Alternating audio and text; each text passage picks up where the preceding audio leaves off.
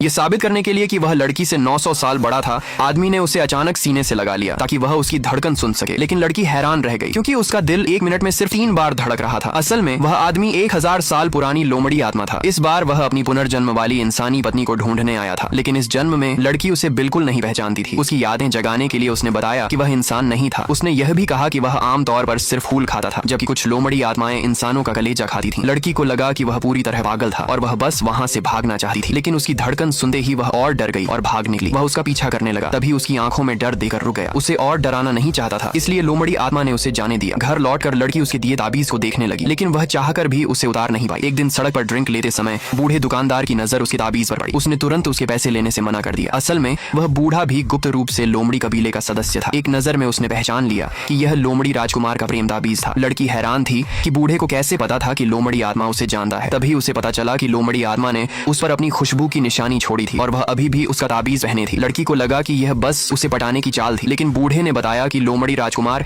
किसी को यूं ही चिन्हित नहीं करता था, वह सिर्फ अपनी जीवन साथी को चिन्हित करता था। लड़की ने पैसे बूढ़े के हाथ में दिए और वहां से चली गई। कुछ देर बाद वह दोस्तों के साथ एक बार पहुंची, लेकिन दोस्तों से अलग होते ही वह डरने लगी। अपनी बेचैनी रोक न पाने पर लोमड़ी आत्मा ताबीज की खुशबू से उसे ढूंढ लाया। वह सब समझाना चाहता था, लेकिन लड़की डर कर पीछे हटी रही। उसकी चीख सुनकर उसका बॉयफ्रेंड भी वहां आ गया। लड़की को दूसरे आदमी के साथ देकर उसका गुस्सा बढ़ गया और चुंबकीय क्षेत्र बदलने लगा। तभी जोरदार धमाका हुआ। लोमड़ी आत्मा के पीछे की लाइटें तुरंत फट गईं। सौभाग्य से उसके सेवक ने समय पर उसे रोक लिया। उसने गुस्सा दबाकर खुद को शांत किया। फिर उसने डरी हुई लड़की को देखा। आखिर में वह मुड़कर वहां से चला गया। घर जाकर लड़की ने इंटरनेट पर देखा कि लोमड़ी आत्माएं रियल गर से डरती थीं। अगले दिन वह सुरक्षा के लिए फार्मेसी से रियल गर खरीद लाई। फिर उसने लोमड़ी